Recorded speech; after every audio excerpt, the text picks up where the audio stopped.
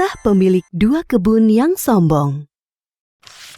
Kisah ini disebutkan di Al-Quran, surat Al-Kahfi ayat 32 hingga ayat 44. Kisah ini menceritakan tentang pemilik kebun yang dibutakan oleh kenikmatan dunia sampai mengingkari hari kiamat. Allah memberikan pelajaran bagi kita melalui kisah ini tentang akibat seseorang yang sombong dengan menimpakan musibah berupa angin topan yang dahsyat menghancurkan perkebunannya. Pada suatu masa, ada dua orang laki-laki yang bersahabat sejak kecil. Walaupun bersahabat, keduanya memiliki kehidupan yang berbeda. Salah satu dari mereka adalah pemilik perkebunan atau si kaya, dan satunya lagi hanya laki-laki biasa atau si miskin. Sayangnya, si kaya ini memiliki sifat yang sombong.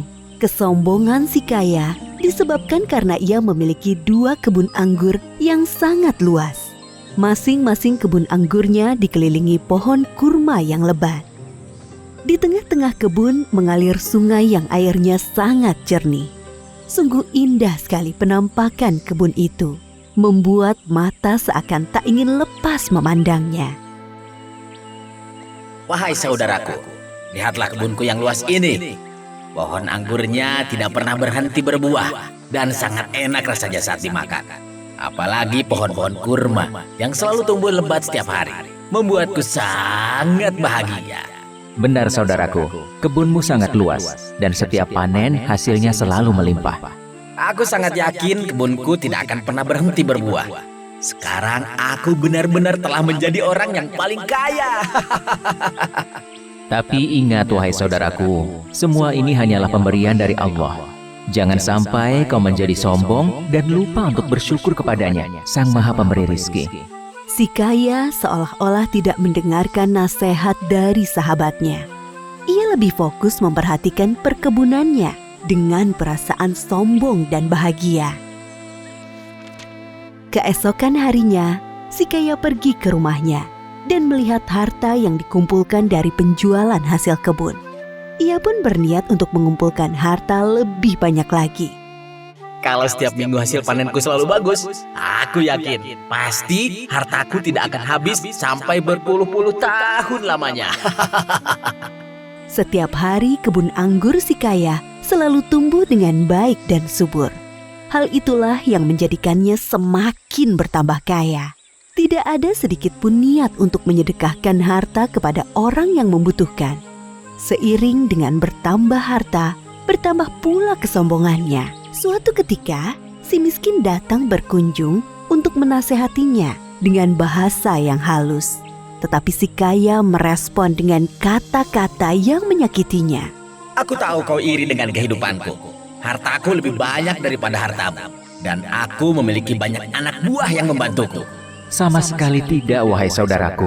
Walaupun hartaku lebih sedikit dan tidak memiliki anak buah sepertimu, aku hanya khawatir kepadamu kelak di akhirat.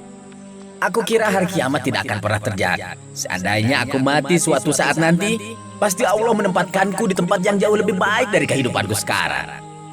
Jadi, sekarang kau mengingkari adanya hari kiamat.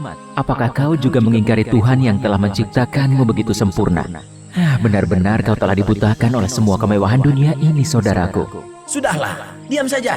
Aku tidak akan mendengarkan nasihatmu lagi. Tidakkah kau lupa mengucap Masya Allah, la haula wa la quwata illa billah saat memasuki kebunmu? Ucapan itu adalah salah satu ungkapan syukur kepada Allah atas semua kenikmatan ini. Segeralah bertaubat kepada Allah sebelum semuanya terlambat. Si kaya tetap tidak mau mendengarkan nasihat si miskin. Ia mengusir si miskin karena merasa sahabatnya terlalu iri dengan semua harta yang dimilikinya. Setelah kepulangan si miskin, si kaya tidak berhenti untuk memamerkan hasil kebunnya kepada orang-orang di sekitarnya. Ia menjadi sangat sombong dan angkuh dari sebelumnya. Malam itu, hujan turun dengan sangat deras. Suara petir menggelegar di langit. Anehnya, si kaya sama sekali tidak terbangun dengan suara itu. Ia malah asik tertidur. Seperti yang disebutkan dalam surat Al-Kahfi ayat 40. Dan Dia Allah mengirimkan petir dari langit ke kebunmu, sehingga kebun itu menjadi tanah yang licin. Keesokan harinya, si kaya bangun dari tidurnya dengan puing-puing rumah yang hancur dan hartanya lenyap tak bersisa. Kemudian ia teringat akan kebunnya dan bergegas pergi ke sana. Sampai di kebun, ia tidak mendapatkan apa-apa selain kebun yang hancur hampir rata dengan tanah. Si kaya mulai menyesali kesombongannya selama ini. Ya Allah, kenapa semua ini bisa terjadi? Sekiranya dari dulu aku tidak pernah mengingkari nikmat-Mu dan mendengarkan nasihat sahabatku, pasti Engkau tidak akan menimpakan musibah ini. Sungguh hamba menyesal atas apa yang telah hamba berbuat, ya Allah. Penyesalan itu sudah tidak berguna. Semuanya sudah terlambat. Seperti yang disebutkan dalam surat Al-Kahfi ayat 43. Dan tidak ada lagi baginya segolongan pun yang dapat menolongnya selain Allah, dan dia pun tidak dapat membela dirinya. Demikian akhir dari kisah pemilik kebun yang sombong. Beberapa hikmah dari kisah ini diantaranya, pertama, jangan lupa untuk mengucap Masya Allah, la haula wa la quwata illa billah. Tidak ada usaha, kekuatan, dan upaya selain dengan kehendak Allah, agar senantiasa bersyukur dan tidak sombong atas nikmat yang kita peroleh. Akibat dari sikap sombong ini dapat membuat kita lupa akan keimanan kita kepada Allah, seperti tidak mempercayai datangnya hari kiamat. Kedua, jangan berpura-pura tidak mendengar atau marah saat diberi nasihat yang baik.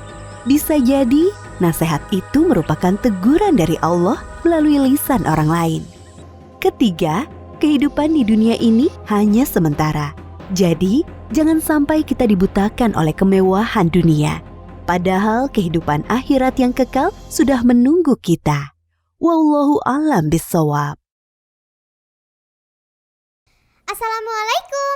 Kalau teman-teman belum subscribe, yuk klik tombol subscribe warna merah. Gratis loh. Jangan lupa klik juga gambar loncengnya ya, supaya teman-teman bisa tahu video-video baru Diva.